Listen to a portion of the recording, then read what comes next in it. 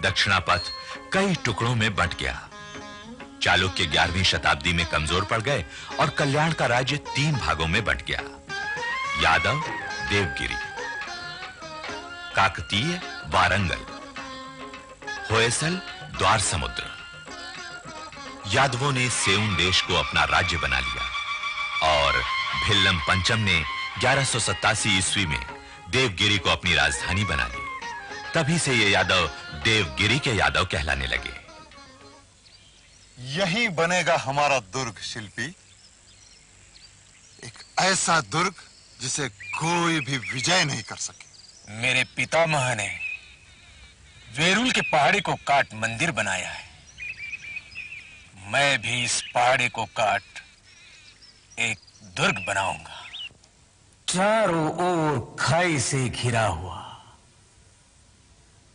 कुर्म की तरह अपने आप को छिपाए हुए ऐसा दुर्ग कि कोई भी उसके गर्भ तक नहीं पहुंच सकेगा, रहस्य नहीं जान सकेगा। सन 1209 ईस्वी में सिंहण गद्दी पर बैठा और उसने दक्षिण के मध्य और पश्चिमी हिस्से पर कब्जा कर लिया। इसके समय में यह दुर्ग कला और विद्या का एक अनुपम केंद्र बन गया था। भास्कराचार्य के पोते चांगदेव ने ज्योतिष के रहस्यों पर यही विचार किया, साधना की। और इसी समय में शारंगधर ने संगीत शास्त्र पर अपनी पुस्तक संगीत रत्नाकर लिखी, जिस पर महत्वपूर्ण भाष्य स्वयं राजा सिंहण ने प्रस्तुत किया। गांधारी जाति का विस्तार कैसे होगा आचार्य?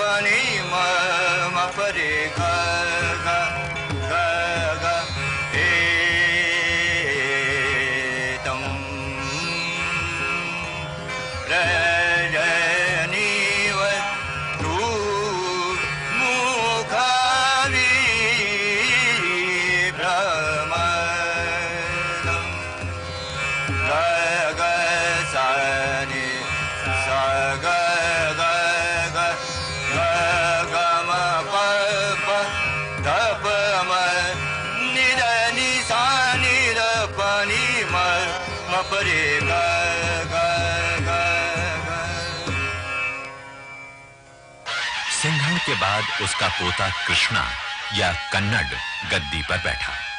इसने भी कला और विद्या को प्रश्रय दिया। इसके काल की अमरजयी रचनाएं हैं वाचस्पति की भामति पर लिखा अमल नंद का भाष्य वेदांत कल्पतरु और जलहण लिखित सूक्ति मुक्तावली। कृष्णा के बाद आया उसका छोटा भाई महादेव। महादेव के समय में सैनिक गतिविधियां तेज हुईं और यही गतिविधियां महादेव के भतीजे यानी कृष्णा के पुत्र रामचंद्र देव के समय में और भी आगे बढ़ी। पंत, आज्ञा महाराज। मैसूर और मालवा से जो हीरे माणिक मोती सोना आए हैं उसे हमारे भंडार में रखवा दीजिए। बाकी सभी वस्तुओं को प्रजा में बंटवा दीजिए, वे प्रसन्न हो जाएंगे। जैसी आज्ञा महाराज। अमात्य हेमाद्री केवल कुशल मंत्री ही नहीं था, प्रतिभाशाली विद्वान भी था। चतुर्वर्ग चिंतामणि जैसे स्मृति ग्रंथ का लेखक था, मोड़ी लिपि का जन्मदाता था। पर धीरे-धीरे रामचंद्र देव धार्मिक प्रवृत्ति का हो गया। उसका अधिक समय विद्वानों और संतों में बीतने लगा। संत ज्ञानेश्वर तो उसके राजगुरु समान ही थे।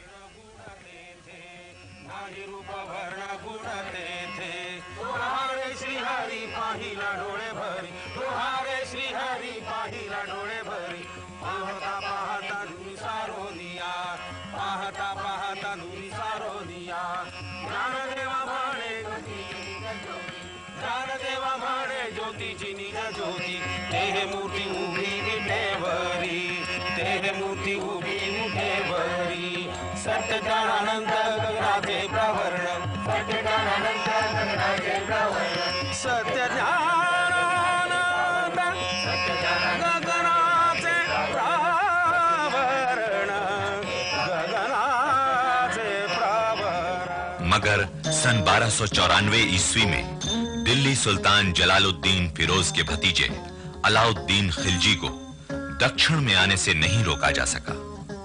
दुर्ग के चारों ओर तुर्की सेना का घेरा 25 दिनों तक पड़ा रहा। पंत,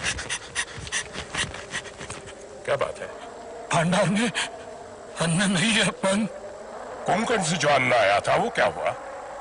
उन बोरियों में अन्न नहीं था पंत, नमक था। क्या? कोई सहायता नहीं। न तो वारंगल से प्रताप रुद्रदेव का उत्तर आया, न द्वार समुद्र से वीर बल्लाल का।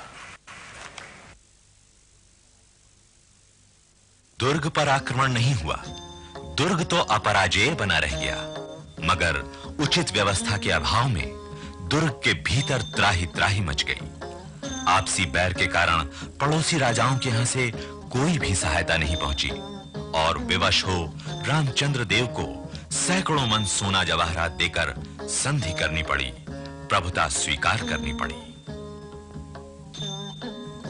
सन 1309 ईस्वी में रामचंद्र देव की मृत्यु के बाद उसका बेटा शंकर देव गद्दी पर बैठा और उसने खिलजी सल्तनत की प्रभुता स्वीकार करने से इनकार कर दिया, लगान देना बंद कर दिया। मगर 1312 ईस्वी में मलिक नायब काफूर ने विद्रोह समाप्त कर दिया और यहां से 1000 ऊंटों पर हीरे, जवाहरात और सोना वो ले गया। शंकर देव के बाद उसके बहनोई हरपाल देव ने खिलजी सल्तनत को चुनौती दी, मगर सन 1318 ईस्वी में यह विद्रोह भी दबा दिया गया और इसके साथ ही समाप्त हो गई खिलजी सल्तनत को दी गई यादवों की चुनौती।